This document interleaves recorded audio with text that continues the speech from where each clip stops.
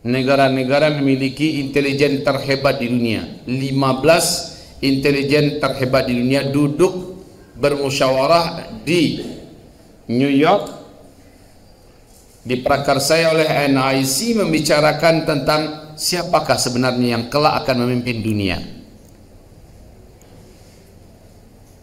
Maka opsi mereka mengusulkan penguasa dunia masa depan adalah Amerika Serikat. Sebelumnya Amerika, tapi ke depan masih Amerika. Opsi kedua adalah Cina, opsi ketiga adalah mafia-mafia dan gangster-gangster internasional, dan opsi keempat adalah Islam atau khilafah Islami. Satu persatu dikupas dan dibedah, dan satu persatu berguguran dan rontok. Ketika dikaji Amerika, seluruhnya sudah menemukan bahwa Amerika sudah tidak mungkin lagi mampu memimpin dunia ke depan.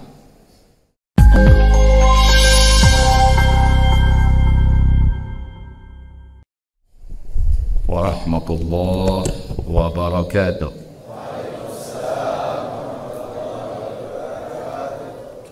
Alhamdulillahi rabbil alamin, wa bihi nasta'inu ala umuri dunya waddin. Ashhadu an la ilaha illallah wa ashhadu anna sayyidana wa habibana Muhammadan abduhu wa rasuluh la nabiyya ba'dah. Qala Allah subhanahu wa ta'ala, ya ayyuhalladzina amanu ittaqullah wa qulu qawlan sadida yuslih lakum a'malakum wa yaghfir lakum dhunubakum wa man yuti'illaha wa rasulahu faqad faza fawzan 'azima. Allahumma irhamna bil Qur'an wa sadaqallahul 'azim. Wa qala an-nabiy sallallahu alaihi wasallam, innamal a'malu binniyat wa innama likulli imri'in ma nawa. Faman kanat hijratuhu ila Allah wa rasulih fa hijratuhu ila Allah wa rasulih, wa man kanat hijratuhu lidunya yusibuha aw imra'atin yankihuha fa hijratuhu ila ma hajara ilaih, wa ba'du.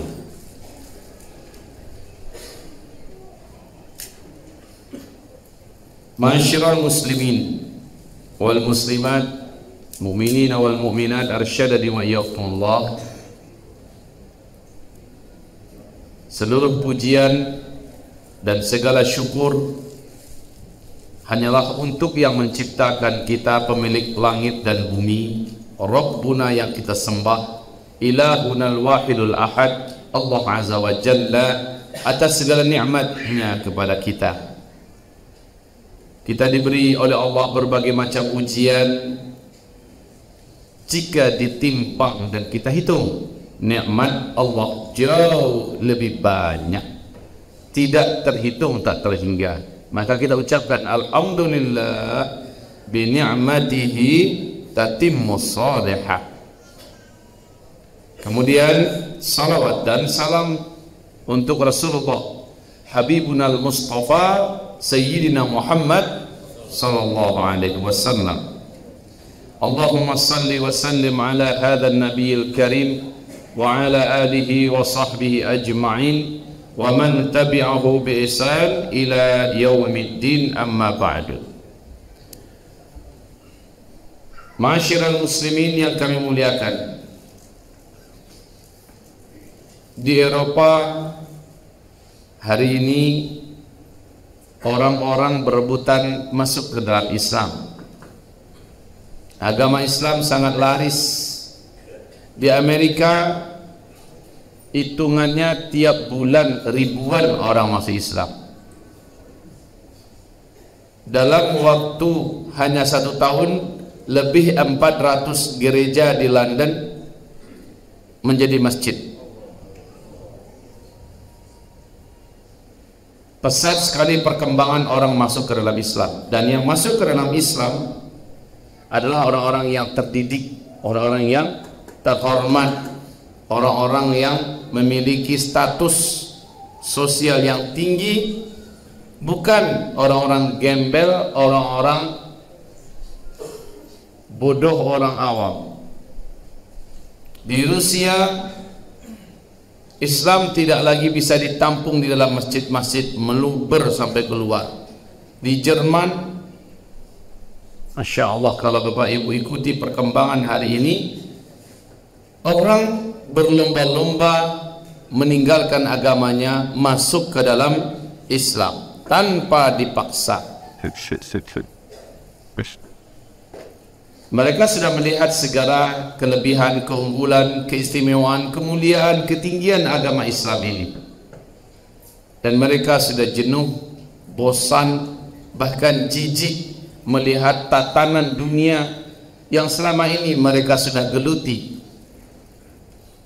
Mereka melihat masa depan ini hanyalah bersama Islam. Dengan ini, pada bulan Februari 2012, geliat yang terjadi sekarang itu sudah terbaca dulu, sehingga mereka memperbincangkan potensi yang akan menguasai dunia ke depan ini sebenarnya di tangan siapa. Siapa yang memperbincangkannya? Yang memperbincangkannya adalah negara-negara terkuat dunia, negara-negara memiliki intelijen terhebat di dunia. 15 intelijen terhebat di dunia duduk bermusyawarah di New York, diprakarsai oleh NIC, membicarakan tentang siapakah sebenarnya yang kelak akan memimpin dunia. Maka opsi mereka mengusulkan penguasa dunia masa depan adalah Amerika Serikat. Sebelumnya Amerika, tapi ke depan masih Amerika. Opsi kedua adalah Cina, opsi ketiga adalah mafia-mafia dan gangster-gangster internasional, dan opsi keempat adalah Islam atau khilafah Islami. Satu persatu dikupas dan dibedah, dan satu persatu berguguran dan rontok. Ketika dikaji Amerika, seluruhnya sudah menemukan bahwa Amerika sudah tidak mungkin lagi mampu memimpin dunia ke depan, khususnya di atas tahun 2020, tahun ini ke atas. Dan kita sudah melihat bagaimana sekarang Amerika menjadi musuh bersama. Amerika sudah mulai sakaratul maut dalam banyak hal, bahkan banyak negara-negara dunia ingin mencampakkan dolar dan seterusnya. Lalu masuk pada opsi yang kedua, mereka bicarakan Cina. Sekali lagi saya katakan, yang berbicara ini adalah dunia, yang mendiskusikan adalah para pakar dan para ahli.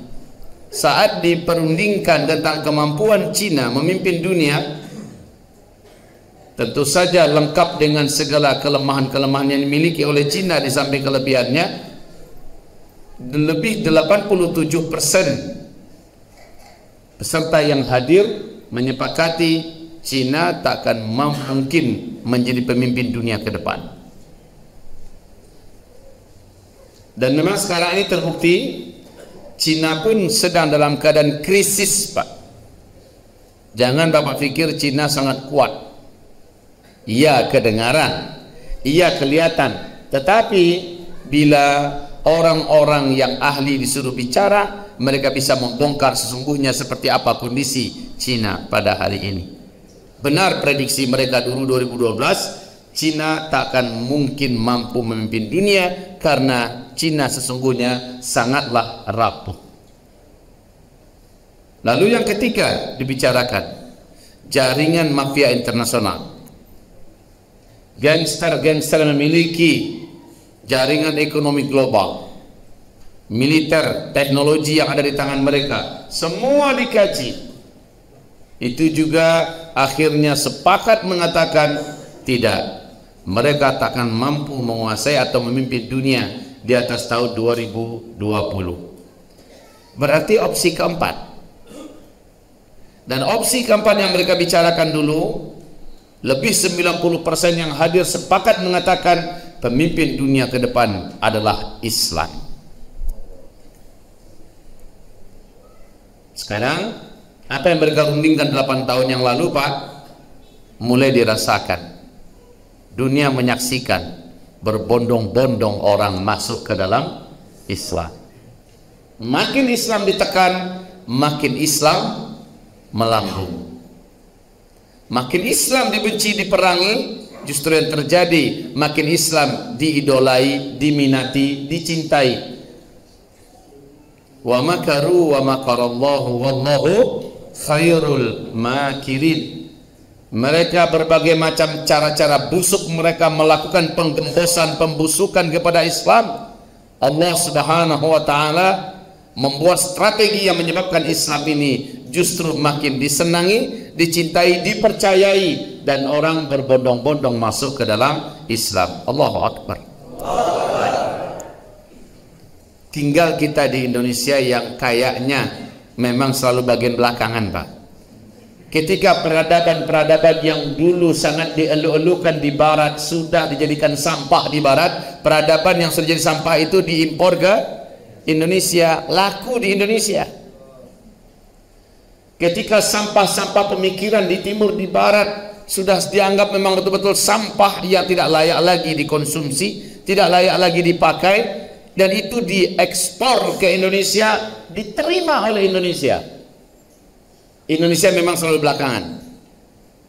Jangan tersinggung. Memang kenyataannya demikian. Saya contohkan saja, Pak.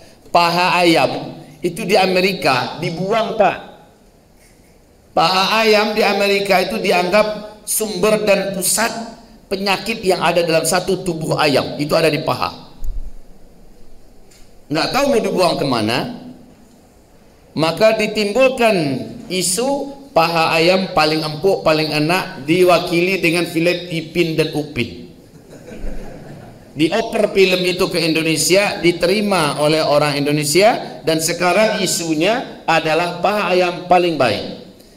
Padahal Nabi Muhammad SAW paling tidak menyukai pada hewan ternak bagian paha, apalagi yang dekat dengan pantat.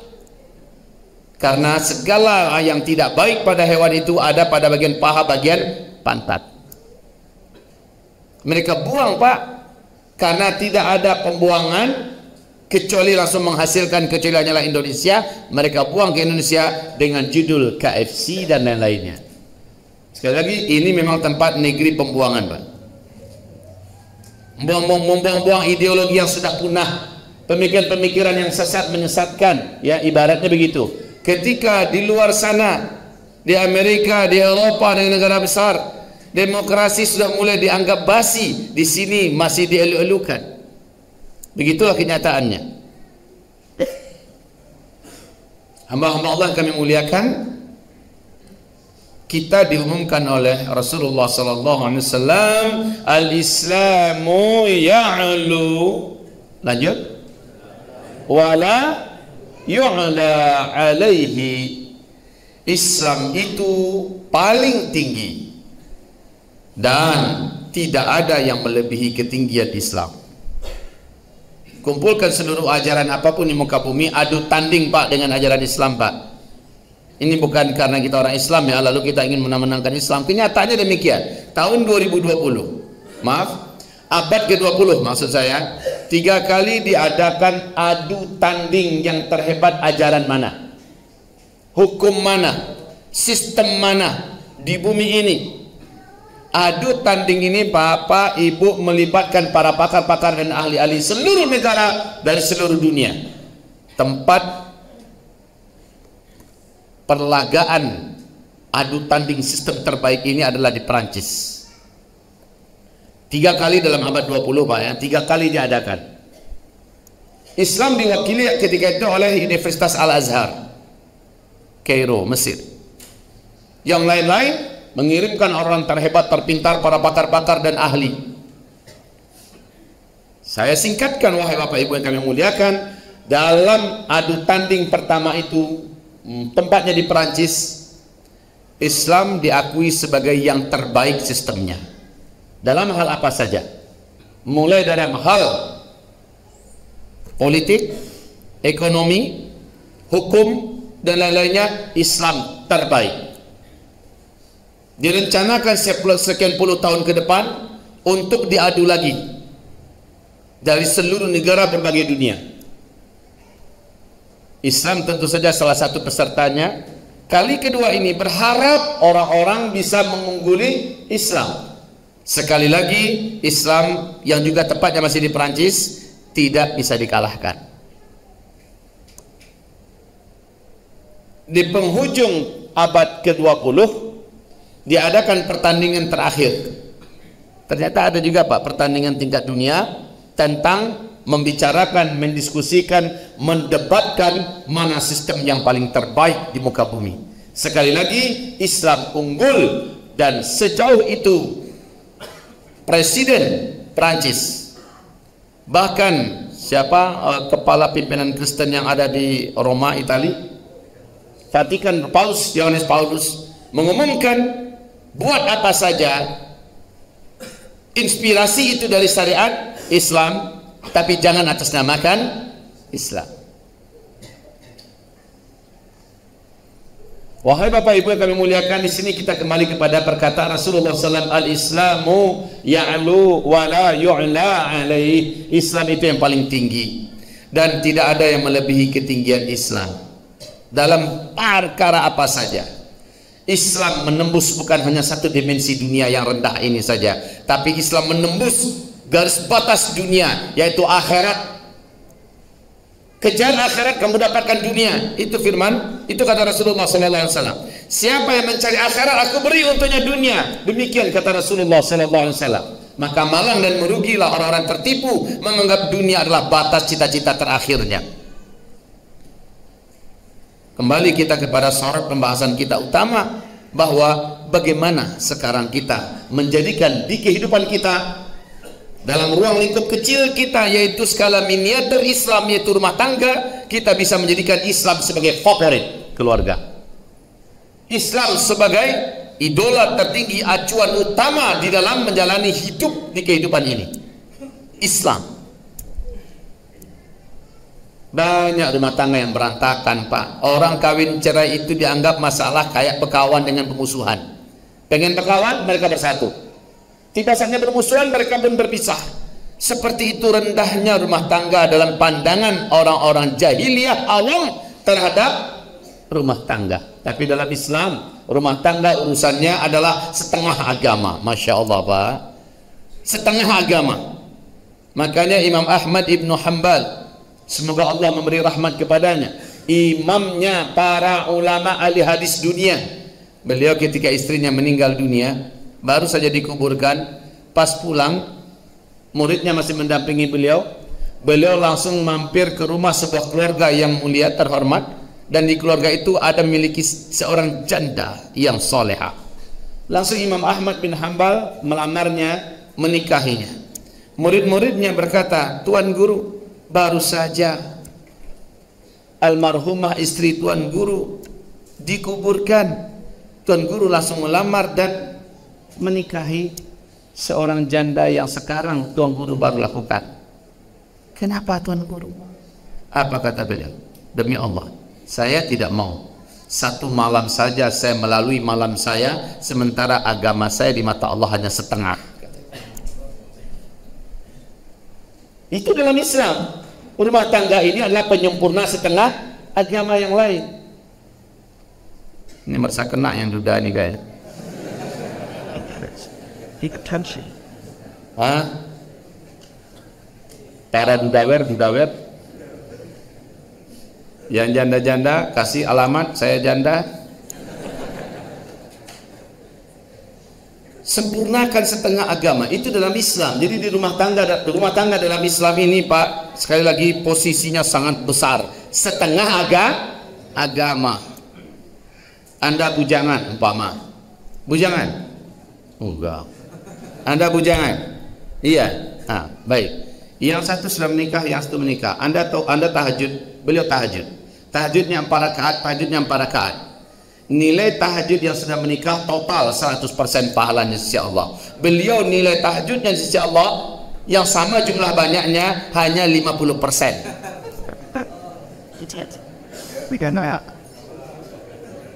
Ayo nikah yuk.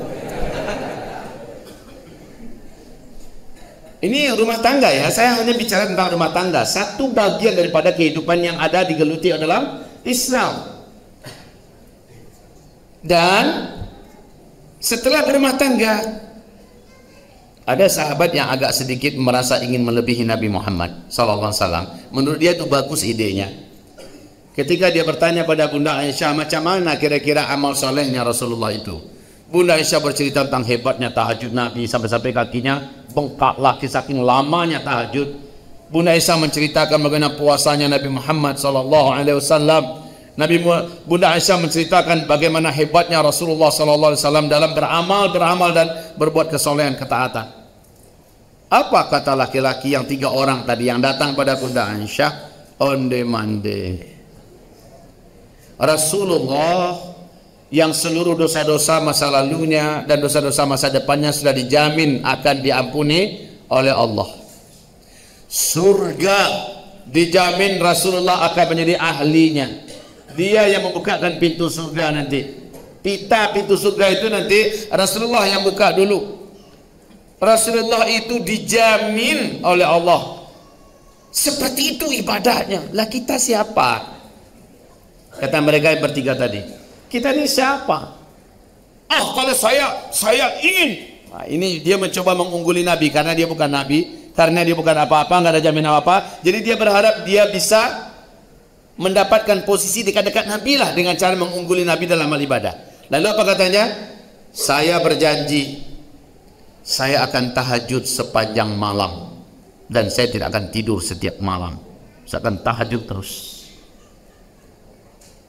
Yang satu lagi berkata, saya berjanji sampai mati setiap siang hari sampai malam saya akan puasa terus. Saya tidak akan pernah melepaskannya. Yang lagi berkata, saya berjanji saya tidak akan kawin-kawin seumur hidup saya. Saya ingin fokus beribadah karena kawin akan banyak menyita waktu saya. Menafkahi bini, menafkahi anak, menafkahi keluarga dan sebagainya. Saya akan fokus ibadah. Sampailah berita itu kepada telinga Nabi Muhammad SAW dan Nabi berkata, siapa yang berkata begini? Sayalah yang paling taat di antara kalian semua kepada Allah. Dan Nabi Muhammad diizinkan melakukan itu ya Pak ya. Bu, Nabi Muhammad dibenarkan menyampaikan kata-kata yang kesannya berbangga-bangga, tapi bukan berbangga-bangga ala kita. Nabi hanya ingin pastikan mereka, seberapapun taat kalian tak akan mampu mengungguli ketaatan saya. Begitu sebenarnya Pak. Lalu Rasulullah melanjutkan, tidak ada yang paling taat kepada di antara kalian, tidak ada yang paling bertakwa di antara kalian kepada Allah SWT melebihi saya.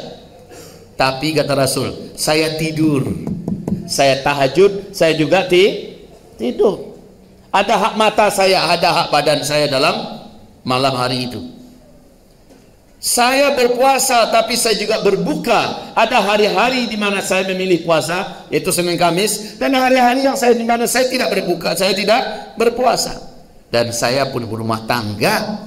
Saya salurkan kebutuhan biologis yang ada pada diri saya. Saya pun punya anak bini keturunan. Man raziba an sunnati falaysa minni. Orang yang tidak menyukai sunnahku. Yang sunnah Nabi itu adalah di antara keadilan, kiri dan kanan tepat garis tengah-tengah. Enggak ada yang keterlaluan ke kanan, keterlaluan ke kiri, itu enggak ada, tepat di tengah-tengah. Wa kadzalika ja'alnakum ummatan wasata litakunu syuhada'a 'alan nas. Kami jadikan kalian ini umat pertengahan agar kalian menjadi contoh yang dapat ditiru bagi manusia. Kita inilah yang paling pertengahan, Pak. Nggak ada itu ceritanya saya tidak kawin-kawin sampai mati, sementara ada pada kita gharizah atau insting untuk berumah tangga, untuk menikah, menyalurkan kebutuhan biologis dan segala macamnya. Wahai hamba Allah yang kami muliakan, kita kembali kepada masalah rumah tangga. Bab yang masuk dalam kajian Rasulullah SAW yang cukup serius adalah rumah tangga, karena ini berkaitan sampai ke akhirat kita. Tidak sedikit sekali lagi di Eropa orang buang agamanya. Kenapa, Pak? Di rumah tangga, dan bahkan ada untuk rumah tangga juga kebanyakannya orang berumah tangga itu tidak begitu minat. Baru nanti sudah usia 40 tahun, 45 tahun baru mulai berumah tangga. Itu pun setelah dia lihat anak-anaknya atau kecil lucu menggemaskan, kemudian mulai kanak-kanak, mulai banyak tingkah, masa remaja mulai membuat kita jantungan, setelah dewasa kita dibuang. Begitu kenyataannya, Pak, di Eropa, di Amerika, di kehidupan jahiliyah yang maju. Dari segi dunianya, anak-anak membuang orang tua, anak-anak tidak menghargai orang tua, anak-anak melawan menentang orang tua, dan itu sudah merambah ke Indonesia. Betul? Akhirnya orang melihat, memperbandingkan, tetangga saya Muslim, anaknya Muslim. Setelah anaknya Muslim, orang tuanya dirawatnya, orang tuanya sangat dimuliakannya, orang tuanya dijunjung tingginya, orang tuanya dilayaninya. Setiap tetangga melihat ada anak yang masih Islam, ada anak remaja masih Islam, ada pemuda masih Islam, ada pemudi masih Islam, orang tuanya dihormati. Akhirnya tersentuhlah hati. Dan di sini salah satu penyebab orang berbondong-bondong masuk ke dalam Islam. Ini akhir zaman, Bapak Ibu. Saat kita bicara akhir zaman, judul tema kita tadi adalah tuntunan berumah tangga di akhir. Tuntunan rumah tangga di akhir zaman, ya. Tuntunan keluarga di akhir zaman. Apakah ada tuntunan yang lebih baik melebihi tuntunan Rasulullah? Apa yang dinyatakan oleh Imam Malik bin Anas, gurunya Imam Syafi'i, inna hadhil ummah la tasluhu illa bima saluha bihi awwaluha. Bangsa ini, umat ini tidak akan pernah menjadi baik kecuali mereka meniru apa yang menyebabkan generasi awal-awal dulu baik. Generasi awal dulu itu yang dimaksud oleh Rasulullah, oleh Imam Malik bin Anas siapa? Rasulullah dan para sahabat. Rasulullah diakui oleh Allah dalam Al-Quran, wa innaka la'ala khuluqin azim. Sesungguhnya engkau Muhammad benar-benar ada di atas akhlak yang paling agung. Lalu para sahabatnya dipuji oleh Allah dalam surah Al-Imran ayat 110. Kuntum khayra ummah ukhrijat linnas. Kalianlah umat terbaik yang pernah dilahirkan, yang pernah dimunculkan untuk seluruh manusia. Manusia bisa melihat ketinggian kalian, kemuliaan kalian, kehormatan kalian, dipuji oleh Allah. Wahai Bapak Ibu, pencipta langit dan bumi, pemilik langit dan bumi, penguasa dunia akhirat, memuji para sahabat seluruhnya. Dan tidak hanya sebatas pujian. Lihat di surat At-Taubah ayat 100 bagaimana firman Allah. As-sabiquna al-awwalun minal muhajirin wal ansar. Orang-orang yang awal-awal lagi pertama-tama kali masuk ke dalam Islam dari kalangan muhajirin dan ansar. Ini yang dimaksud sahabat apa bukan? Yang dimaksud sahabat apa tidak?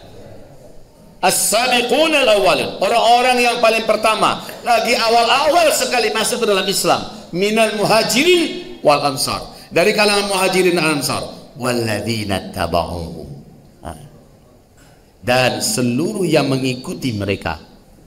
Siapa saja manusia umat Nabi Muhammad mengikuti para sahabat ihsan, dengan total mengikuti, dengan sebaik-baik mengikuti. Radhiyallahu anhum wa radu anhu, Allah ridha kepada mereka semua yang mengikuti para sahabat-sahabat sebagaimana Allah ridha dengan para sahabat-sahabat itu. Masya Allah, Pak.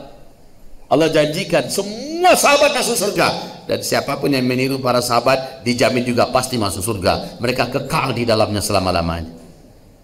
Ini kalau begitu kita lihat bagaimana Rasulullah, bagaimana para sahabat dalam membangun keluarga. Umat ini tidak akan pernah menjadi baik, keluarga tidak akan pernah menjadi baik kecuali apabila umat ini meniru bagaimana Rasul dengan keluarganya, bagaimana para sahabat dengan keluarganya, dan itulah dia yang terbaik. Inna hadhil ummah la tasluh illa bima salaha bihi awwaluha. Umat ini tidak akan pernah menjadi baik kecuali bila umat ini kembali meniru. Jangan dikatakan, jangan berpikiran mundur lah. Meniru-niru generasi sahabat itu berpikiran mundur itu. Itu katanya Pak. Itu yang ngomong itu siapa biasanya? Satu di antara 3 orang saja Pak yang ngomong begitu. Jangan niru para sahabat, itu kan zaman dulu, itu berpikiran mundur namanya tuh. Kita ini orang yang hidup zaman sekarang, jadi harus realistis. Yang terkini yang harus kita hidupkan. Niru-niru lagi zaman dulu. Yang ngomong kayak gini nggak akan lepas satu di antara 3 keadaan orangnya.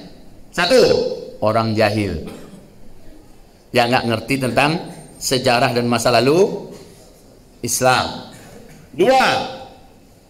Dua, orang munafik. Sebab orang munafik memang menyimpan kebencian kepada Islam, tapi pura-pura menunjukkan diri sebagai seorang Muslim. Ini orang munafik. Memperlihatkan gaya seorang Muslim sementara di dalam dadanya penuh dengan kekufuran dan keingkaran. Dan itu nampak dari lisan mereka. Dan yang ketiga, orang yang kiblatnya adalah fulus. Siapa yang bisa bayar, maka dia akan menyampaikan pesan kepada publik sesuai dengan diinginkan yang bayar. Gelar mereka profesor, doktor, kiai, ya, dengan label-label yang sudah sangat tinggi. Mereka dibayar dan mereka menyampaikan pesan-pesan kepada umat. Maka kata Nabi Muhammad SAW, di akhir zaman akan banyak da'i-da'i dan ulama-ulama yang menyeru dari depan gerbang-gerbang neraka Jahannam. Siapa yang percaya dengan mereka, siapa yang memenuhi seruan mereka, dia dan si penyeru akan dicampakkan oleh para malaikat-malaikat neraka ke dalam api neraka. Ini Pak, jadi nggak akan lepas dari 3. Saya ulangi lagi sekali lagi. Siapa yang pertama? Orang-orang jahil, orang Islam tapi jahil. Maka dia akan bersangka buruk, meniru para sahabat adalah mundur. Ya. Kemudian yang kedua, orang-orang munafik. Dan seluruh orang munafik dalam komunitas muslim, mereka adalah orang-orang sekuler, orang-orang liberal, orang-orang sipilis. Paham kita ya? Siapa-siapa tokohnya di Indonesia kan kita udah ngerti ya. Tidak usah saya sebutkan nama-namanya kan? Enggak usah kan? Sebutkan Pak bukan? Sebutkan apa tidak? Kalau saya sebutkan, saya masuk penjara. Dianggap ujaran kebencian. Jadi bagus nggak usah. Kan kita udah cerdas semua, udah ngerti siapa yang dimaksud. Nah yang ketiga, baru orang yang kiblatnya adalah fulus. Taib ibadah Allah yang kami muliakan, kita kembali kepada topik kita. Masalah rumah tangga ini bukan masalah yang sebatas dunia. Tapi Allah SWT berfirman di dalam Al-Quran bahwa kebanyakan umumnya manusia di muka bumi ini berbangga-bangga dengan keluarga dan keturunan. Anak saya kuliahnya di Kanada, anak saya kuliahnya di Sydney, anak saya kuliahnya di Oxford, anak saya kuliahnya di Cambridge, anak saya kuliahnya, anak saya sudah jadi bupati, anak saya jadi gubernur, anak saya jadi, Masya Allah, ini orang-orang tua Malang Pak.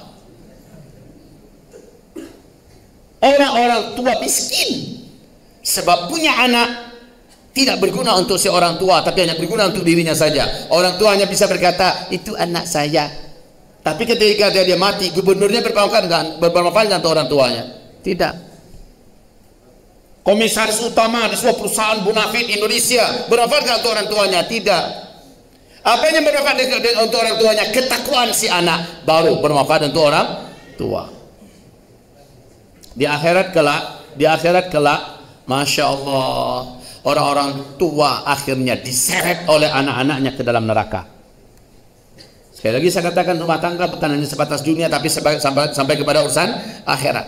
Ini akhir zaman Pak. Sangat banyak anak-anak yang karena kita awam, kita sekolahkan anak kita di sekolah SD umum, lalu ke SMP umum, lalu ke SMA, lalu ke perguruan tinggi. Kita sekolahkan mereka tinggi-tinggi. Hidup kita habiskan untuk membesarkan anak. Semua pencarian kita, penuh keringat kita, begadang tetanggang kita demi anak. Ternyata anak hanya dibesarkan fisiknya, dibesarkan gelarnya, ternyata ruhnya tidak kita miliki. Ruhnya diisi oleh barat, oleh timur, oleh setan, sehingga si anak menjadi orang-orang yang tidak kenal dengan Allah. Taib, orang tuanya mati, langsung si anak merampas hasil pencarian orang tuanya atas nama warisan. Bahkan belum lagi pergi mati orang tuanya, si anak sudah mendesak orang tuanya, bagi-bagi sekarang. Belum lagi mati, Pak. Kalau perlu disuntik mati orang tuanya. Ibarat Allah yang kami muliakan, lihat sekali lagi, akhir zaman, awal zaman adalah sama-sama dalam pungkusan zaman. Maka imam dalam zaman ini adalah awal. Ibarat lokomotif dari sebuah kereta yang bergerak dan berjalan adalah paling di depan. Mana ada lokomotif di belakang? Ya, di tengah-tengah, paling di depan. Yang paling di depan dari umat ini adalah Rasulullah SAW dan para sahabat. Wahai Bapak Ibu yang kami muliakan, maaf, jangan Bapak Ibu berpikir rumah tangga ini urusan dunia. Siapa yang berpikir rumah tangga adalah urusan dunia, maka dia menjadi sekuler dalam pemikiran dan dia menjadi murtad dalam keyakinan, dalam akidah, Pak. Sebab apa? Rumah tangga adalah urusan agama. Coba perhatikan di whiteboard kita sebentar. Yang pemikiran sekuler itu adalah memisahkan antara agama dengan dunia. Silakan Bapak Ibu buka kamus lengkap berbahasa Arab. Judulnya Lisanul Arab. Apa judulnya? Bapak Ibu tahu berapa ketebalan Lisanul Arab itu kamusnya? Yang kita tahu kamus itu tebalnya hanya setebal HP. Yang kita tahu paling tebal adalah segini, ya kan begitu. Kalau kamus bahasa Arab, Lisanul Arab yang disusun oleh Syekh Ibnu Al-Manzuri itu dari ujung meja ini sampai ke sini, itu kamus bahasa Arab terlengkap di dunia, Pak. Nama kamusnya adalah Lisanul Arab. Bapak Ibu lihat bagaimana dijelaskan makna din di dalam kamus itu, yang kita artikan dalam bahasa Indonesia dengan agama. Din itu dijelaskan, inilah mana din, ini din, ini din, ini din, ini din. Dinul Islam, lakum dinukum waliya din. Ternyata makna din itu adalah meliputi perkara, Bapak Ibu. Satu, ini makna din ya, meliputi perkara akidah, keyakinan, kepercayaan. Kedua, meliputi perkara amalan dan ibadah. Ini makna din ya, amalan dan ibadah. Yang ketiga, makna din meliputi perkara hukum, baik hukum fikih syariat, halal haram sah batal mandub makruh mubah dan sebagainya, ataupun hukum pidana perdata. Ini perkara Islam. Din itu membahas masalah akidah, amalan ibadah, hukum. Kalau kita gaji-gaji ini Bapak Ibu, ada upaya untuk mengatakan hukum ini adalah urusan pemerintah, ini adalah urusan negara, jangan masuk-masuk dengan agama. Sesat orang itu, Pak, murtad dia. Karena hukum adalah urusan Allah. Dalilnya dalam Al-Quran, ini hukmu illa lillah. Yang berhubungan dengan hukum adalah hak Allah. Ini ada manusia yang mengatakan urusan hukum adalah urusan pemerintah, ini urusan negara, jangan menguruskan agama di sini. Sekuler. Itu sebuah dengan sekuler. Orang berzina ada hukumannya menurut Allah. Orang mencuri, orang merampok, orang membunuh ada hukumannya menurut Allah. Sekarang manusia merampas hak Allah itu dan diletakkan pada dirinya, dia berhukum sendiri. Maka orang ini disebut murtad. Yang keempat, ini adalah urusan agama. Yang keempat yaitu seluruh yang berhubungan dengan masalah akhlak. Akhlakul kalimat dan akhlak, adab, etika dan sebagainya. Dan yang kelima, nah ini yang paling luas, muamalah, hubungan antara satu manusia dengan manusia yang lain dalam kehidupan dunia ini. Nah, muamalah ini adalah pendidikan, pernikahan dengan segala turunannya, ya, sampai bertalak, warisan dan segala macamnya. Kemudian pengobatan, kesehatan, medis, ya, medis, pengobatan, kesehatan dan sebagainya. Kemudian budaya, seni, budaya dan seni, musik apa yang boleh, musik apa yang tidak boleh, dan seterusnya. Kemudian bisnis, ekonomi, terus politik. Ini juga seringkali orang mengatakan ini urusan politik. Jangan bawa masjid ke urusan politik, jangan bawa agama ke dalam politik. Politik tidak boleh dibawa ke agama, kotor agama. Agama ini suci, jangan dibawa ke politik, maka akan jadi ternoda agama. Sesat itu, pernyataan yang menyesatkan itu. Wahai Bapak Ibu, politik adalah wilayahnya Islam. Bahkan Nabi Muhammad ketika beliau sudah pindah ke Madinah Al-Munawwarah, sejak itu Nabi Muhammad menjadi pimpinan sebuah pemerintahan besar. Dia kelola usaha-usaha berkaitan dengan politik secara sempurna, dan itu diselesaikan di dalam masjid. Betul tidak? Saya tanya pada Bapak Ibu semua, selama Nabi memimpin di Madinah, beliau adalah pimpinan dari sebuah pemerintahan yang kuat dan besar Madinah. Betul? Tidak ada negeri, tidak ada negara di muka bumi yang saat itu tidak kenal dengan pemerintahan yang super aman, super damai, super kuat yang ada di Madinah Al-Munawwarah. Nabi Muhammad ada pimpinan. Tapi ketika itu, sampai Nabi meninggal, ada nggak Nabi punya istana khusus? Ada tidak? Semua masalah politik dibahas ketika dipecahkan oleh Nabi Muhammad di dalam masjid. Nabi meninggal diganti oleh Abu Bakar. Abu Bakar sampai meninggal dunia melanjutkan kepemimpinan khilafah Islamiyah. Yang pertama, apakah Abu Bakar mendirikan istana sendiri? Lalu semua masalah politik diselesaikan di masjid apa tidak? Betul tidak?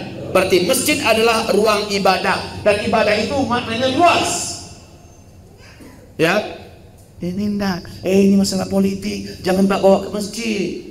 Kan ini kotori agama ya. Jangan nulai masjid dengan politik. Politik praktis iya, akan tetapi politik dalam makna yang umum dan luas adalah kewajiban kita mencerdaskan umat. Pemimpin mana yang boleh dipilih, pemimpin mana yang tidak boleh dipilih, siapa yang boleh kita anggap jadi pemimpin, kapan kita akan turunkan pemimpin, bagaimana cara menurunkan pemimpin, bagaimana cara mengelola rakyat, bagaimana cara di masa-masa damai, bagaimana perang, bagaimana itu adalah politik. Tak luas sekali ruang lingkupnya, dan masjid adalah tempatnya, markasnya, sentralnya.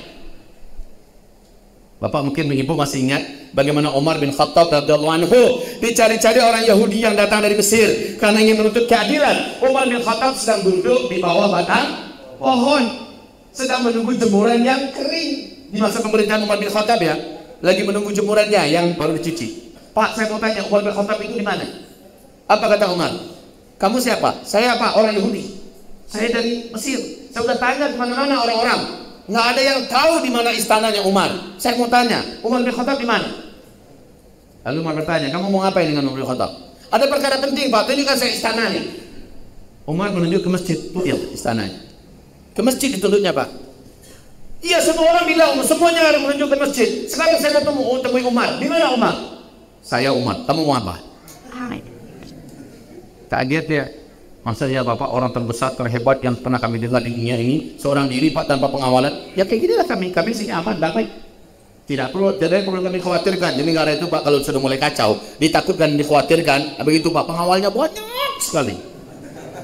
Kalau negeri itu aman, presidennya tenang Pak, sendirian duduk seorang diri kayak Umar bin Khattab nunggu jemuran, tenang aja. Kamu mau ngapain?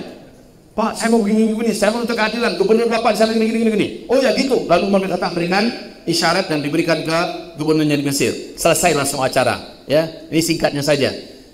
Ya, sampai meninggal Umar bin Khattab, istananya tetap dikatakan adalah masjid. Kalau politik adalah urusan yang terpisah daripada agama dan itu adalah kotor, ngapain dibawa ke masjid selama ini? Betul tidak? Oke, sekali lagi, masjid adalah tempat ibadah dalam artian luas. Oke? Pendidikan, pernikahan, medis, budaya, seni, ekonomi, politik dan lain-lain, ya. Itu semuanya adalah perkara muamalah, dan ini dibahas dalam Islam. Yang sekuler itu adalah mengisah-misahkan yang kita terima dalam Islam dan kita ambil dari Islam adalah akidah, amalan ibadah, akhlak. Adapun masalah hukum ini bukan wilayah Islam. Muamalah sebagian saja kita ambil, sebagian lain kita tinggalkan. Apa firman Allah dalam Al-Quran surah Al-Baqarah? Afatu'minuna bi ba'dil kitab wa takfuruna bi ba'd fama jazaa'u man yaf'alu dhalika minkum إلا خزي في الحياة الدنيا ويوم القيامة يردون إلى أشد العذاب وما الله بغافل عما تعملون. Kamu mengambil Islam setengah-setengah. Akidahnya kamu ambil, amalan ibadahnya kamu pakai, akhlaknya kamu amalkan, tetapi hukum kamu tinggalkan. Muamalah urusan ekonomi tidak kamu pakai Islam, urusan politik kamu campakkan Islam, urusan pendidikan kamu tidak pedulikan Islam. Fama jazaa'u man yaf'alu dzalika minkum illa khizyun fil hayatid dunya. Yang berani di antara kamu melakukan cara beragama begitu, aku hinakan selama dia hidup di dunia. Wa yaumal qiyamah dan kelak pada hari kiamat yuraduna ila asyaddil adzab. Mereka akan dikembalikan kepada azab yang sangat keras. Azab yang sangat keras. Jangan coba-coba menjadi seorang sekuler. Hukum sekuler adalah murtad. Alhamdulillah saya nggak nyebutkan nama ya, selamat saya. Tapi Bapak Ibu karena udah cerdas, saya yakin langsung paham nih, langsung nunjuk nih. Nih siapa? Padahal tujuan kita ngaji bukan untuk nyenterin orang ya Pak ya. Tujuan kita ngaji untuk melihat diri. Ada nggak di saya ya? Ada nggak? Karena harusnya begitu Pak. Saya pernah ngaji Pak tentang ciri-ciri orang munafik dalam Al-Quran. Dalam hadis ada 32 ciri-ciri orang munafik. Sampai di ciri yang ke-27. Kawan ini kena tampar langsung dari pengajian kita. Ciri yang ke-27 adalah seluruh isi Al-Quran yang berkaitan dengan masalah tarhib, tentang masalah ancaman, tentang masalah pertakut, ya, dia langsung larikan bukan ke dirinya tapi ke orang lain. Aku nomor 2 siapa? Nomor 5 kok pas mana bisa? Nomor 5 kok kawan bebanal. Itu ciri orang munafik ternyata. Pengajian dia tujukan untuk orang lain. Orang mukmin itu apa? Pengajian itu dia ngaji adalah untuk dirinya. Mana yang pada diri saya harus saya perbaiki? Mana pada diri saya yang harus saya awasi, jangan sampai saya termasuk yang diperingatkan oleh Allah dan oleh Rasulullah SAW. Tapi kalau orang munafik kan enggak gitu Pak. Dia ngaji untuk siapa yang bisa kita lihat ini? Si fulan iyung banyak tuh mah. Nomor ke-7 kali itu wa'ang orangnya. Never. Ma'adzan Allah, wahai ibadah Allah yang kami muliakan, kita ngaji ini ya untuk membersihkan diri kita. Seperti kata Abdullah bin Mas'ud, kami itu ngaji 10 ayat demi 10 ayat. Kalau 10 ayat sudah diuraikan, kami takkan tambah lagi ke 10 ayat berikutnya sampai seluruh kami sudah mengamalkan 10 ayat yang kemarin kami kaji. Gitu Pak, orang tujuannya ngaji adalah untuk diamalkan. Kalau kita sekarang adalah pengen tahu, ya kan? Pengen tahu. Kemarin waktu saya tabligh akbar di mana ya? Baru beberapa hari yang lalu lah. Oh ya, saya nggak usah sebutkan gelar jabatan orang itu ya Pak ya. Apa katanya? Saya tahu. Semua pengajian itu intinya di situ-situ aja cuma tuh. Cuma redaksi dan kemasannya saja yang berbeda-beda. Itu katanya. Dan ini adalah bahasa orang-orang yang kadang-kadang agak sedikit tertipu. Untuk apa saya ngaji? Yang disampaikan itu juga. Saya tidak tahu semua itu. Yang disampaikan cuma itu aja. Cuma kemasannya aja beda-beda. Padahal kita disuruh untuk rajin-rajin ngaji. Rajin-rajin ngaji. Al-Quran itu pada Al-Quran 30 juz itu redaksi Allah itu berbeda-beda. Isinya tetap sama. Tapi dengan adanya perbedaan-perbedaan redaksi itu menyebabkan terbangun, tersentak kita oleh ayat ini, terbangun kita oleh ayat yang ini, ya, tersadar kita oleh keterangan yang ini. Ngaji itu wahai Bapak Ibu, walaupun tema yang dibaca itu saja, maka tetap saja kita membutuhkannya dan terus bermajelis demi mengingat-ingatkan kita. Sering Pak, saya juga ini tuh. Saya orang yang sedikit banyaknya ada ilmu. Ketika saya kosong Pak, saya nggak malu-malu buka YouTube. Saya dengarkan sambil perjalanan menuju ke lokasi, saya dengarkan YouTube, saya dengarkan ceramah. Di rumah juga ada YouTube yang bisa saya dengar, daripada saya nunggu kawan yang janjian datang mau rapat, saya dengarkan YouTube. Saya tidak malu-malu. Ustaz-ustaz dengar siapa? Yang ustaz di Indonesia ini. Wahai para yang kami muliakan, Bahkan ketika ada waktu kosong, saya bangga, saya bahagia, saya bisa menjadi salah satu di antara bapak ibu. Saya duduk. Kadang-kadang Ustaz itu nggak tahu kalau saya ada di sini. Saya dengarkan Pak. Kenapa sekali lagi saya katakan saya butuh kejutan, saya butuh penyemangat, saya butuh ada teguran. Selama ini saya ngasih ceramah. Nah, orang-orang munafik salah satu ciri khas mereka itu yang disampaikannya. Cuma redaksinya beda, cara mengemasnya beda, cara menyampaikannya beda. Ma'adzanallah. Kita kembali Pak, ini masalah pembahasan tentang tuntunan keluarga akhir zaman. Akhir zaman itu kan hanya sebagai sebuah tambahan saja saya rasa itu. Ya, mentang-mentang Ustaznya yang ceramah Ustaz akhir zaman, semuanya dikaitkan akhir zaman. Obat akhir zaman. Sebenarnya obat Islam. Obat dalam Islam, tidak. Pengobatan Islam akhir zaman. Karena yang diundang adalah Ustaz. Ada juga Pak, musik akhir zaman. Iya, kepundung tuh. Ada pula pacaran akhir Islami akhir zaman. Ada ngasih judul begitu, pacaran Islami akhir zaman. Saya diundang, saya kaget ngasih judul itu. Saya katakan, mana panitianya? Saya Pak, kenapa kamu kasih judulnya pacaran Islami akhir zaman? Ya Ustadz, terlanjur Ustadz ini sudah dikembang luaskan semacamnya. Oke lah, saya maafkan kamu, tapi jangan buat judul yang aneh-aneh ya. Dalam ceramah saya katakan yang pacaran yang benar itu adalah setelah nikah. Itu dia. Kasmaran, mabuk, rindu dengan suami, dengan istri, itu baru benar Pak. Baik, ibarat Allah yang kami muliakan. Nah, ini obat akhir zaman. Ya, Masya Allah. Dan ini ada wajah ustadznya, Ustadz akhir zaman. Ini madu murni yang kita produksi setelah diruqyah. Madu ini setelah kita uji, kita tes dan kita rasakan ini adalah madu yang murni. Lalu kita ruqyah.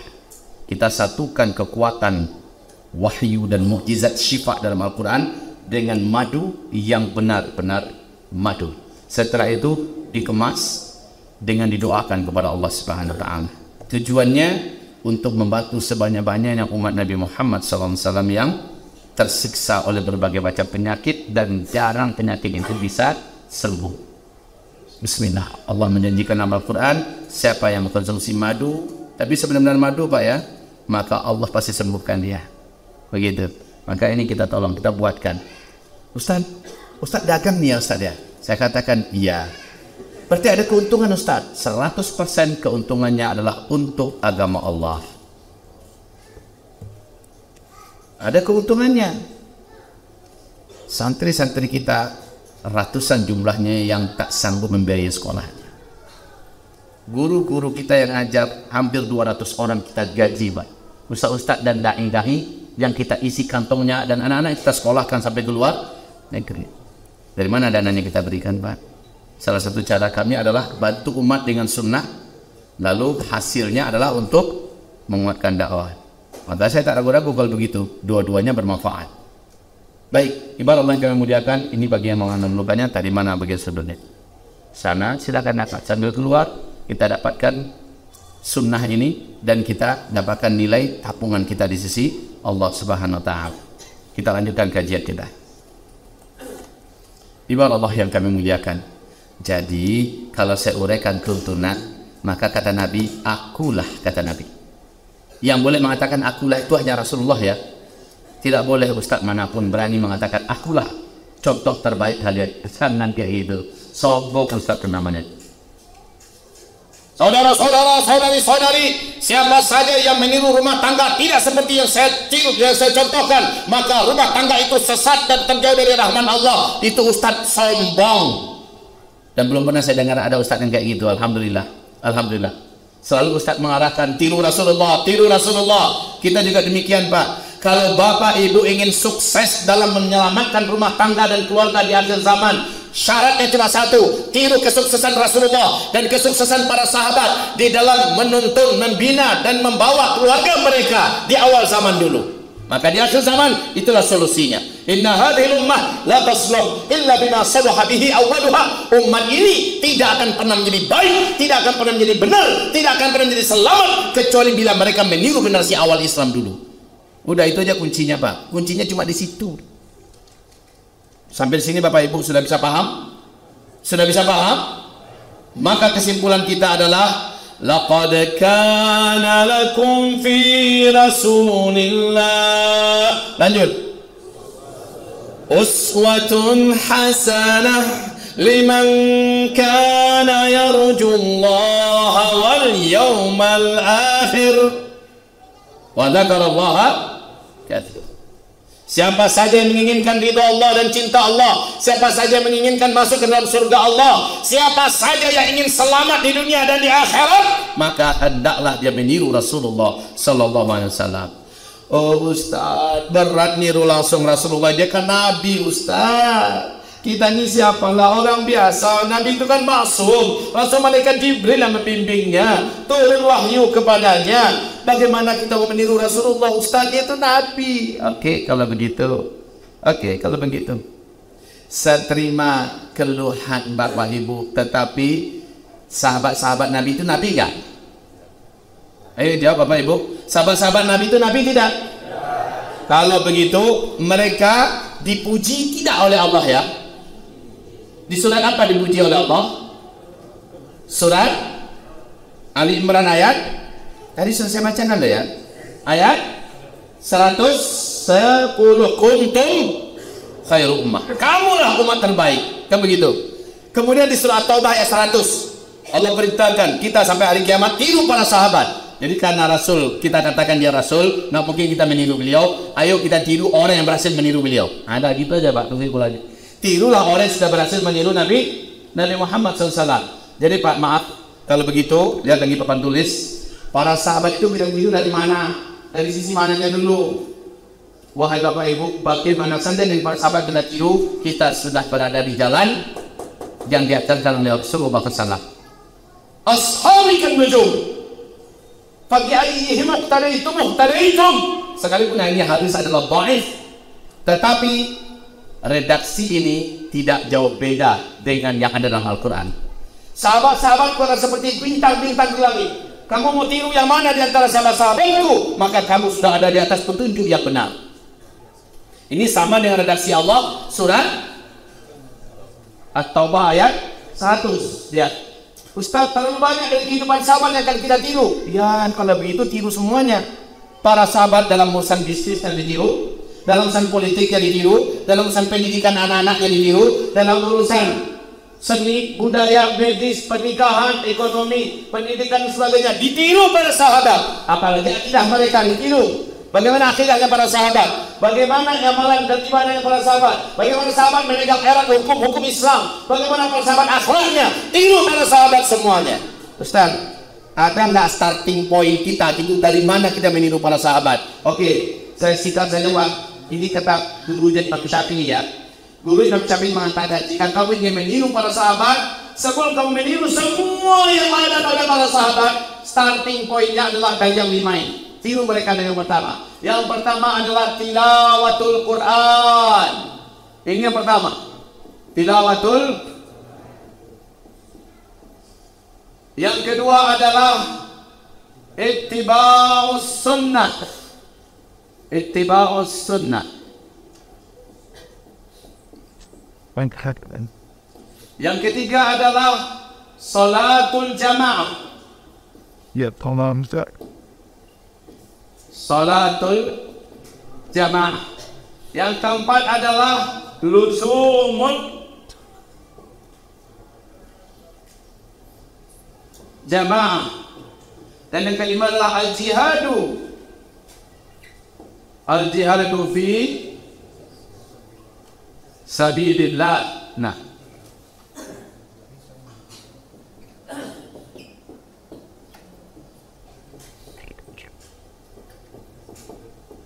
dari sini aja selalu. Yang lain ikut. Yang lain ikut. Apa yang pertama? Rajinlah mentilawah Al-Quran. Rajinlah mentilawah Al-Quran. tilawah, mana bedaan antara tilawah dan qiraah? Ada yang tahu? Ada yang angkat tangan? Kalau ada yang tahu beda antara tilawah dengan qiraah, saya kasih hadiah, surprise. Ya? Kalau doa dia cuma baca, kalau tilawah saya minta kebidakan dia. Terus sudah terbenar. Nilainya sudah 30-40. Nah, lumayan Pak dapat nilai daripada sama. Ya, saya mau nilai di atas 50 aja. Tambah. Tilawah ini dia untuk Al-Quran. Sekarang tak ada mana. Doa bisa. Bisa kalau tilawah dengan Al-Quran kebidakan. Gimana Ustaz ya? Masya Allah, namanya siapa? Ansar. Semoga betul menjadi Ansaruddin insyaallah. Saya sempurnakan ya, supaya jadi mudah. Kalau qiraah, iqra, Bacalah. Tapi kalau tilawah, utlu. Tilawah ingat. Tilawah itu artinya pertama, mempelajari cara membaca Al-Quran. Yang kedua, mempelajari isi Al-Quran, memahaminya. Yang ketiga, mengimani apa-apa saja yang ada dalam kandungan Al-Quran.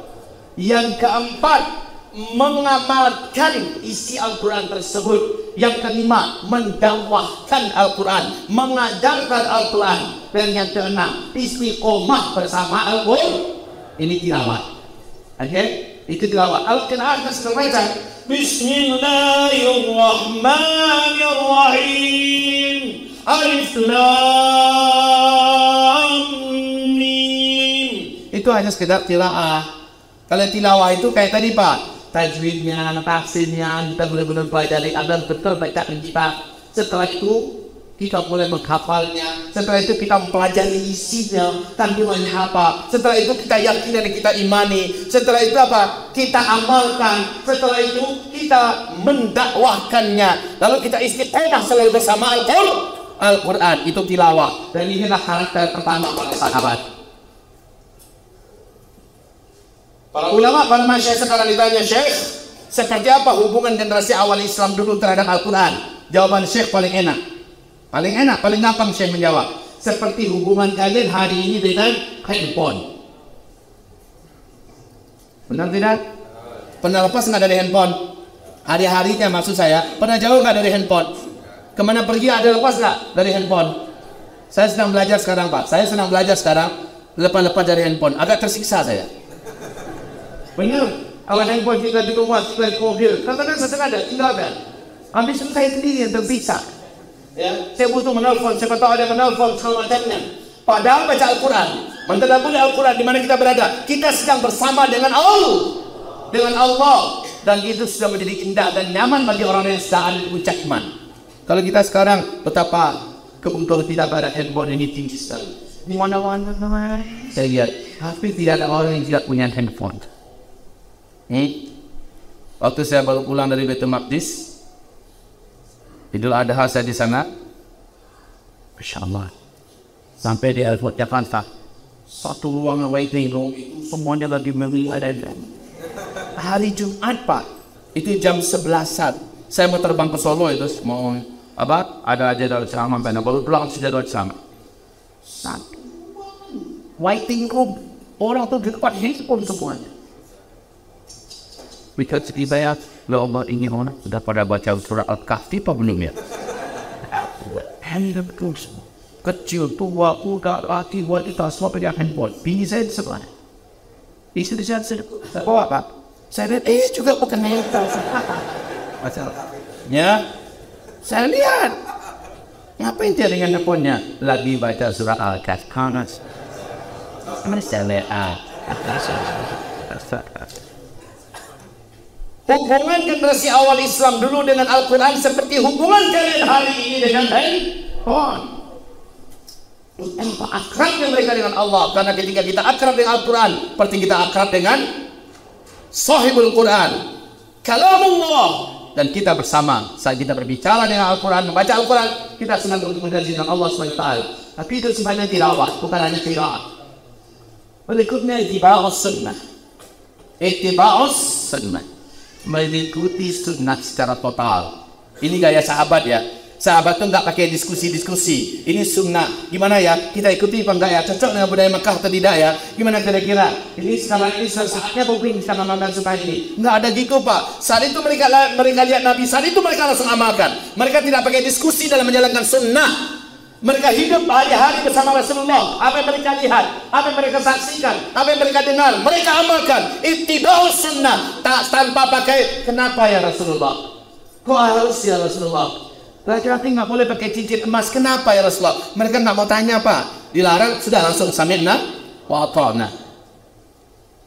Ittiba'us sunnah itu gaya sahabat. Bahkan suatu ketika Nabi Muhammad SAW sedang sholat mengimami jamaah. Tiba-tiba Rasulullah dapat bisikan daripada Nabi Muhammad sedang atau memakai itu bernajis. Maka Nabi langsung menanggalkan sendalnya dan mencampakkan sendalnya. Dalam sholat itu, kemudian sholat dilanjutkan. Assalamualaikum, assalamualaikum. Nabi terkejut. Kenapa? Sebelah kanannya bertumpuk-tumpuk sendal dah. Ternyata dalam sholat, sahabat-sahabat menyaksikan Rasulullah tadi melemparkan sendal. Dia dilemparkan salah satu daripada sendalnya. Sahabat melakukan hal yang sama. Itu namanya ittiba'us sunnah. Tanpa diskusi kenapa harus lemparkan sendal. Harus saja mereka amalkan. Enggak, mereka lihat saat itu, mereka amalkan saat itu. Ini namanya ittiba'us sunnah. Ayo ikuti, miliki karakter ini. Jangan lagi diskusikan sunnah Nabi Muhammad SAW. Kenapa kita harus pakai jenggot? Kita ini bukan orang Arab. Lagi orang Arab pakai jenggot keren. Hidung juga hancur, bocok.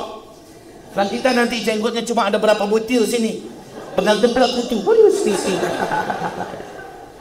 Yang ketiga, ini karakter para sahabat. Salat berjamaah. Seluruh sahabat tidak ada yang tidak melazimi salat berjamaah di masjid. Berjamaah yang laki-laki loh ya. Wanita diberi pilihan oleh Nabi. Silakan di rumah, silakan ke masjid. Dan itu ya Bu ya. Tapi laki-laki ada cerita. Masjid. Kita tidak pernah kita kenal ada sejarah di mana sahabat mereka sholatnya di rumah kecuali sholat sunat. Kalau ada 1-2 sahabat yang sholatnya tidak ketemu di masjid, sahabat itu akan langsung terkenal dengan sebutan yang tak baik dalam sejarah. Si fulan tidak sholat subuh pada waktu subuh langsung terkenal tuh Pak. Saking langkanya ada sahabat yang tidak berjamaah ke masjid. Wahai Bapak Ibu yang kami muliakan, khususnya Bapak ini, ada nggak yang rumahnya jauh dari masjid? Tolong angkat tangan. Yang rumahnya jauh dari masjid, Bapak nih yang laki-laki. 1, siapa lagi? Yang rumahnya jauh dari masjid. Bapak jawab Pak, berapa ratus meter Pak? 200 meter. Berapa ratus meter? Lebih sekilo. Lebih sekilo. Ada motor Pak ya? Oke, yang di belakang tadi? 1 kilo juga? 3 kilo? 1 kilo? Oke, 1 kilo. Berarti 1000 meter. Oke, baik. 200. Itu ketawa, Batum juga nggak ke masjid. Baik, ayo kita perbandingkan dengan sahabat Nabi yang sudah tua, namanya Ibnu Ummi Maktum. Tubuhnya sudah tambun, semakin bagadoyok badannya, semakin tambun, matanya buta. Rumahnya dari masjid ada 3 lembah yang harus dilalui. Selalu bila ke masjid dituntun oleh pemuda yang disewa untuk membawanya ke masjid 5 waktu, subuh, zuhur, asar, maghrib, isya, selalu dengan pemuda ini. Bolak balik ke masjid, bertahun-tahun berjalan seperti itu. Sekarang pemuda itu sudah pulang kampung. Badannya semakin tua dan rumahnya jauh jaraknya. Setiap lembah itu ada tempat-tempat yang berbahaya. Ada beberapa binatang berpisah.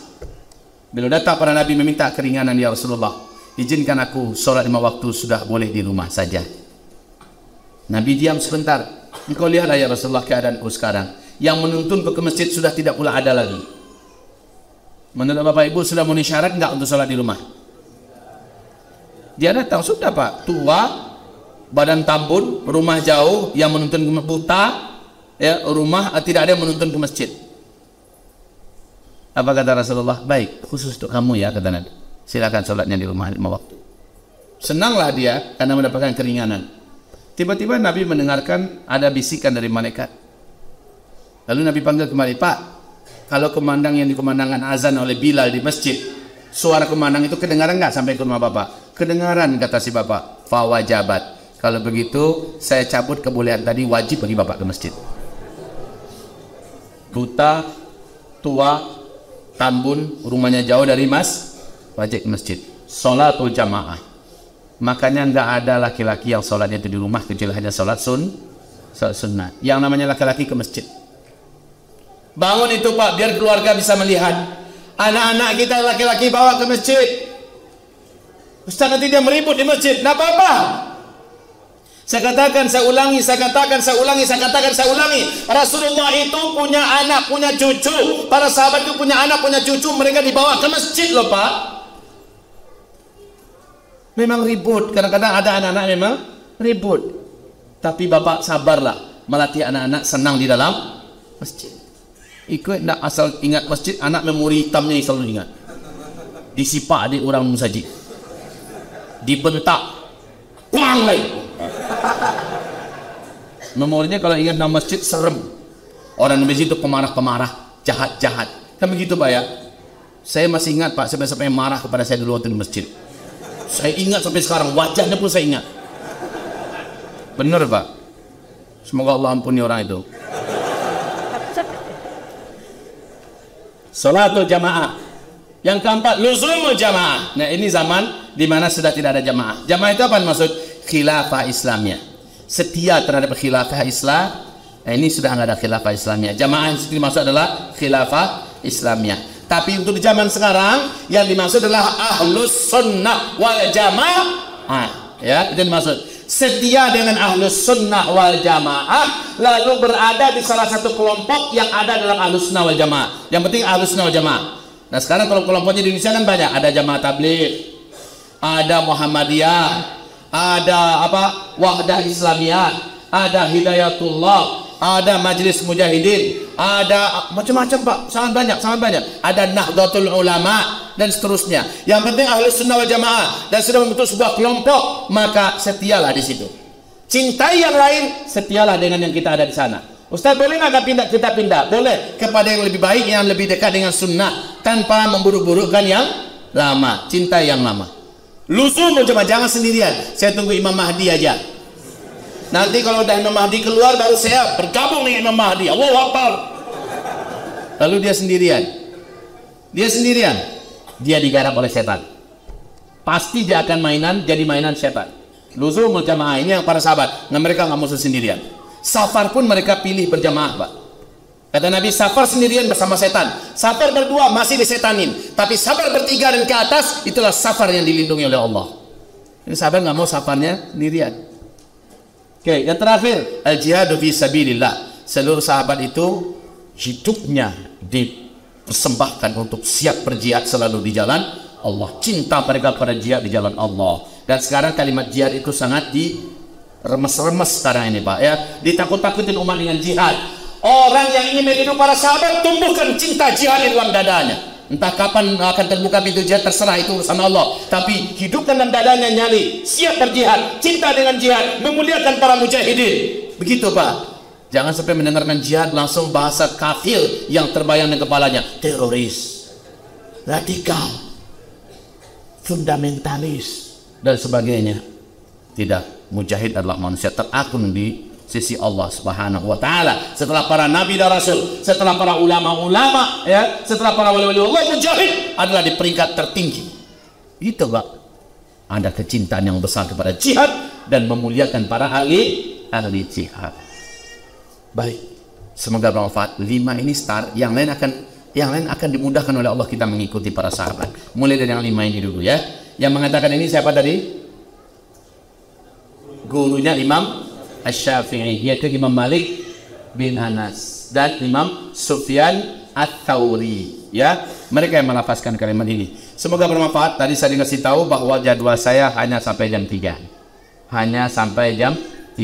Dan nanti jam 4 ternyata sudah ada agenda yang lain di tempat yang lain. Semoga pertemuan ini jadi maaf, ini karena judulnya tadi adalah tuntunan keluarga akhir zaman, maka saya kembalikan tuntunan keluarga awal zaman, ke situlah kita harus kembali.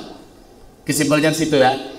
Bagaimana awal zaman dulu melahirkan generasi, maka akhir zaman ini lahirkan generasi seperti awal zaman dulu, yaitu tilawatul, menjadi ahli Quran, keluarga Quran. Dan sekarang sudah banyak alhamdulillah keluarga yang menjadikan keluarganya rapat kembali dengan Al-Quran, mulai menghafal Al-Quran, belajar Al-Quran. Tapi itu belum cukup sampai dia mempelajari isi Al-Quran dan serentak satu keluarga mengamalkan Al-Quran. Allahu Akbar. Ini baru keluarga akhir zaman, ya.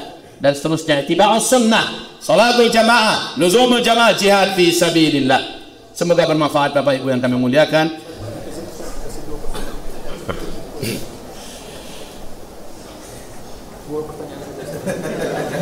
Atas nama pengurus, ya, permintaan pengurus, kasih 2 pertanyaan untuk jemaah. Silakan, satu bapak, satu ibu, kalau ada yang mau bertanya. Dari tadi saya ceramah tidak ada di sini tisu. Bismillah.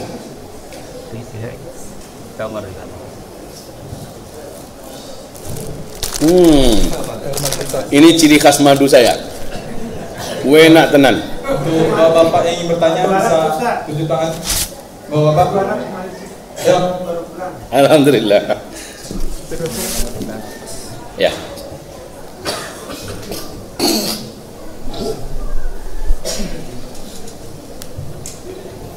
Masuk pertanyaan bang. Ya, jangan usah perkenalkan diri, status macamnya nggak usah. Terima kasih kepada panitia. Assalamualaikum warahmatullahi wabarakatuh. Waalaikumsalam. Baiklah, Pak Ustaz, pertanyaan saya sebenarnya mewakili teman-teman saya yang ada muda. Keluhan kami yang pertama yaitu ketika kami pindah, maksudnya kita rajin ke masjid dan kita pindah cara bergaul, kita pindah mode penampilan, kenapa kita selalu bilang, Ustaz mana? Kemudian apa? Itu Ustaz kemana? Baguslah tuh. Ustaz mau kemana? Daripada penjahat itu mau kemana? Sikap kita itu apakah kita menjadi ta'acuh atau menjadi yaudah ini nanti saya kayak gini, yang dunia kayak gitu biar aja, atau kita juga mengingatkan teman-teman kita, atau kita mulai pokoknya ini diri kita udah kita jalani aja, atau nggak kita nggak belum bisa mulai wanita yang kemarin, atau kita belum gitu aja. Terima kasih. Wassalamualaikum warahmatullahi wabarakatuh. Saya semua yang mendampingi saya sekarang udah dipanggil orang ustad. Sopir saya dipanggil orang ustad, ya. Tukang bawa-bawa barang-barang saya dibilang orang ustad. Kameramen saya dibilang ustad. Nggak ada satupun yang marah, nggak ada satupun yang tersinggung, ya. Karena itu sudah panggilan yang bagus. Mudah-mudahan itu bahagian daripada doa. Coba ingat, tidak sedikit yang dulunya adalah murid hanya pendampingi ke sana kemari, ketika gurunya meninggal dialah yang menggantikan. Itu tidak sedikit terjadi. Jadi ketika panggilan-panggilan baik, walaupun tujuan orang itu ngejek, kita tahu tujuan orang itu adalah ngejek, kita aminkan saja. Ustadz mau kemana? Amin, bilang. Ya. Soali sorga lo, kata orang sama kita. Soali sorga lo. Amin ya Allah, amin. Diluruskan aja Pak, kalau kata orang dipeluri saja lah pematang tuh. Iyo kan saja langsung siapa, alhamdulillah, amin. Jadi dia capek sendiri. Nah, ciri khas generasi militan di akhir zaman, buka Al-Quran surah Al-Maidah ayat 54. Ciri khas semua pemuda militan akhir zaman adalah la yakhafuna laumata. Mereka tidak peduli dengan cemehan orang-orang yang suka mencemeh. Ejekan orang yang suka mengejek. Sekarang ini PCI lagi laku keras di Indonesia, Partai Cemeh Indonesia. Biarkan saja itu berlalu, kita tetap istiqamah. La yakhafuna laumata laim, ya. Jadi lalu bagaimana dengan kawan-kawan yang lama? Kalau bisa diajak ya diajak. Ayolah kita ke jalan yang benar. Selama ini kita jalannya salah. Alah udah kamu aja di duluan. Ya sudah, assalamualaikum. Itu Pak, selesai. Tapi untuk bersama-sama lagi ke depan, Nabi sudah melarang. Jika kamu dakwahi dia tidak mau, jika kamu ajak dia menolak, maka istiqomahlah kamu, wa'arid anil jahilin, dan berpalinglah dari orang-orang jahiliyah itu. Selesai. Ya, sudah? Mantap? Nah, insyaallah. Dan nikah belum? Hah? Amin. Amin apa Pak? Supaya Allah kasih istri yang solehah. Ya. Untuk ibu-ibu yang ingin bertanya. Ya, ini itu. Yang pakai cadar merah. Betul.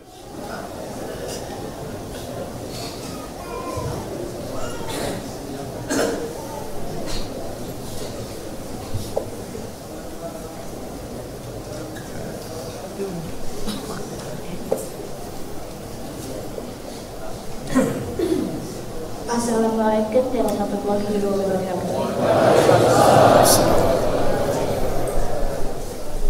Di sini saya ingin bertanya Ustaz, di panduan keluarga di akhir zaman, bukankah seorang imam dalam keluarga adalah suami? Dan ketika ada permasalahan sedikit dalam rumah tangga, seorang suami selalu meminta cerai pada istri. Apa hukumnya dan sampai mana batas istri untuk mendengar kata-kata seperti itu?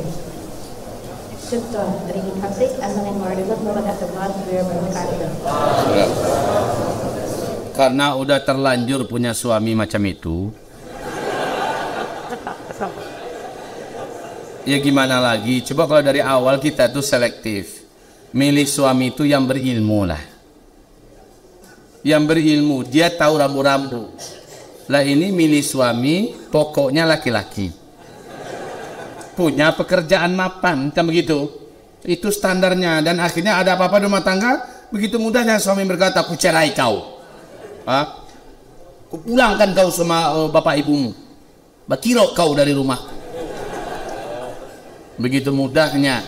Ini zaman memang laki-laki jahiliyah sudah mendominasi kehidupan rumah tangga dalam keadaan kezaliman. Nauzubillah. Karena sudah terjadi bagaimana? Begini ya, kalau suami menantang untuk cerai, jangan cepat diiyakan. Selama permintaan suami kita timbang-timbang belum bermaksiat kepada Allah, tidak usah dilawan. Kalau ternyata permintaan suami maksiat pada Allah dan suami menantang dengan ancaman perceraian, katakan aku tak inginkan perceraian, tanda aku juga tidak inginkan bermaksiat kepada Allah Subhanahu wa taala. Diam setelah itu. Aku tak mau cerai. Aku juga tak mau bermaksiat kepada Allah. Permintaan abang adalah maksiat. Dengan muka datar, rendahkan suara, katakan aku tak ingin perceraian. Dan aku juga tidak akan bermaksiat kepada Allah.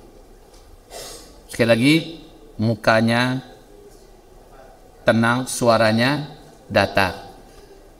Direndahkan suaranya, ya. Ku ceraikan kau, jadi. Sama-sama emosi, jadi. Jadi nyanyian Nia dan Niati itu nggak usah diputar-putar lagi sekarang. Pulangkan saja. Itu nggak usah diputar-putar lagi sekarang. Ya, bagi kita begitu saja. Minta pada Allah agar suami diberi Allah hidayah dan tambahan ilmu. Suami minta-minta agar kita pisah, ya kan? Maka jangan pernah diiyakan. Saat suami marah, yang paling baik bagi wanita adalah diam. Bu, ibu, saat suami marah, yang paling baik bagi istri adalah diam. Masalahnya bu, ibu itu punya kosakata 20.000 kata per hari. Laki-laki punya kosakata yang dilafazkan sehari paling banyak 6.000 kosakata per hari. Saya khawatir ibu kalau tidak mengendalikan diri, 20.000 itu lepas bu. Ini menjadikan suami akhirnya tidak mampu mengendalikan diri karena kosakatanya tak sebanyak ibu punya. Untuk dilafazkan setiap hari, akhirnya suami berkata dengan kata-kata final, kita berpisah. Suami jahil. Dan kejahilan suami itu kita pancing dengan ketidakmampuan kita mengendalikan lisan kita. Ini bu yang paling kita khawatirkan. Jadi ketika suami marah, solusi yang terbaik bagaimana bu? Diam, diam, diam. Kalau dia minta, bicaralah, kenapa kamu diam saja? Maka katakan kepadanya, aku tak ingin berpisah darimu bang. Dan aku juga tidak ingin bermaksiat kepada Allah. Dah selesai. Rajinlah kepada Allah, mendoakan suami semoga dia dapat hidayah, mendapatkan tambahan ilmu. Amin ya rabbal alamin. Jangan berpikir untuk diganti Allah suami yang lain. Sudah selesai? Kita berdoa sekarang. Baik. Allahumma salli wa sallim ala hadha an-nabiyil karim wa ala alihi wa sahbihi ajma'in wa man tabi'ahu bi ihsanin ila yaumiddin.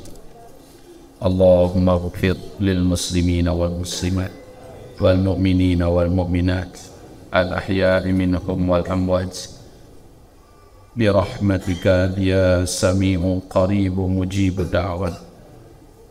ربنا ظلمنا أنفسنا وإن لم تغفر لنا وترحمنا لنكونن من الخاسرين ربنا لا تزغ قلوبنا بعد إذ هديتنا وهب لنا من لدنك رحمة إنك أنت الوهاب ربنا فاغفر لنا ذنوبنا وإسرافنا في أمرنا وثبت أقدامنا وانصرنا على القوم الكافرين ربنا فلك الحمد كما ينبغي لجلال وجهك وعظيم سلطانك اللهم يا مقلب القلوب ثبت قلوبنا على دينك ثبت قلوبنا على طاعتك ثبت قلوبنا على الإيمان بك ثبت قلوبنا على الدعوة في سبيلك لا حول ولا قوة إلا بالله العلي العظيم يا الله wahai Rabb yang kami sembah, berilah hidayah kepada kami ya Allah, berilah hidayah kepada istri-istri kami, berilah hidayah kepada putra-putri kami ya Allah, berilah hidayah kepada keluarga kami, jadikan kamilah keluarga-keluarga yang jauh dari dosa dan maksiat, benci dengan dosa dan maksiat, serta akrab dan dekat denganmu ya Allah dan dengan agama ini ya Allah. Hidupkan kami senantiasa hanya untuk menegakkan agamamu ya Allah dan menjalankan ibadah kepadamu. Jangan Engkau hidupkan kami ya Allah hanya untuk menegakkan dunia kami dan memenuhi kepentingan nafsu dan syahwat kami ya Allah. Ya Rabb, jadikanlah kiblat kami adalah akhirat, jadikanlah kiblat hidup kami adalah akhirat, jadikanlah kiblat hidup kami adalah akhirat. Orientasi tertinggi kami adalah Engkau ya Allah, ridhomu, cintamu ya Allah. Ampuni dosa-dosa kami yang pernah kami buat, ampuni seluruh dosa-dosa yang pernah kami lakukan, ampunkanlah kami ini ya Allah, sehingga sebusuk apapun kami di masa lalu kami, ampuni kami ya Allah. Ya Allah, di hari Jumat yang suci ini kami memohon kepadamu, kuatkanlah hati kami di atas agama ini ya Allah, istiqomahkan kami ya Allah ketika kami hijrah ya Allah. Jangan kami terbias dan terjejas kembali oleh kepalsuan dan kehinaan. Jadikan kami benci ya Allah kepada perbuatan lama yang kami pernah ada di sana, sebagaimana benci dan jijiknya kami dijadikan sebagai ahli neraka-Mu ya Allah. Ya Rahman ya Rahim, berilah kami akhir hayat yang husnul khatimah, berikanlah kami akhir kalimat la ilaha illallah, berikanlah kepada kami ya Allah surga Firdaus, lindungi kami dari api neraka Jahannam ya Allah. Ya Rabb kami, kabulkanlah doa kami, kabulkanlah doa kami, kabulkanlah doa kami ya Allah ya Arhamar Rahimin, ya Allah ya Mujib as-Sadili, ya Allah ya Qadi al-Hajat, ya Rafi'ad darajat, ya Sami'ad da'wat, wa taqabbal minna ya Rabbal Karim ya Arhamar Rahimin. Rabbana atina fid dunya hasanah wa fil akhirati hasanah wa qina adzaban nar. Subhana rabbika rabbil izzati amma yasifun wa salamun ala al-mursalin walhamdulillahi rabbil alamin. Allahumma amin. Allahumma amin.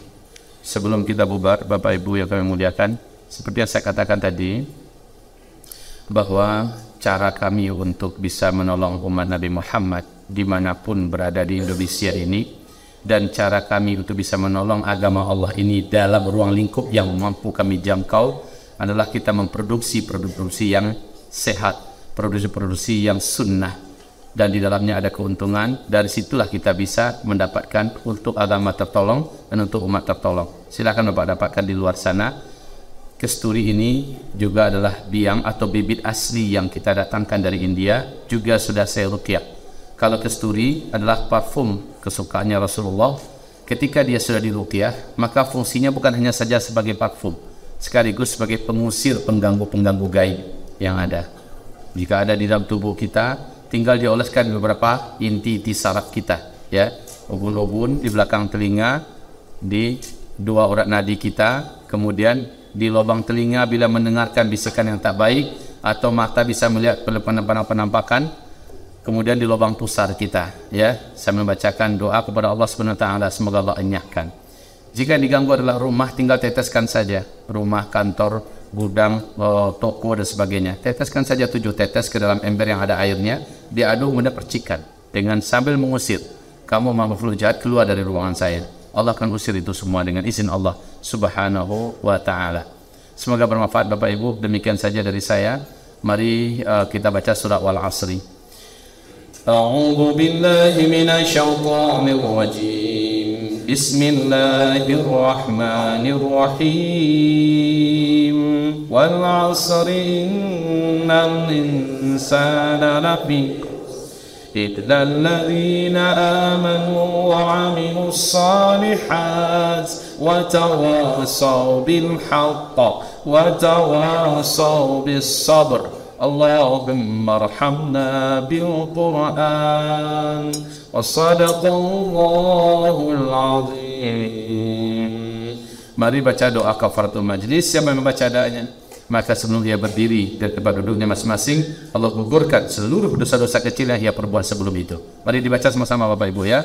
Subhanakallahumma wa bihamdika asyhadu an la ilaha illa anta astaghfiruka wa atubu ilaik. Walhamdulillahi rabbil alamin wabillahi taufiq wal hidayah. Wassalamu alaikum warahmatullahi wabarakatuh.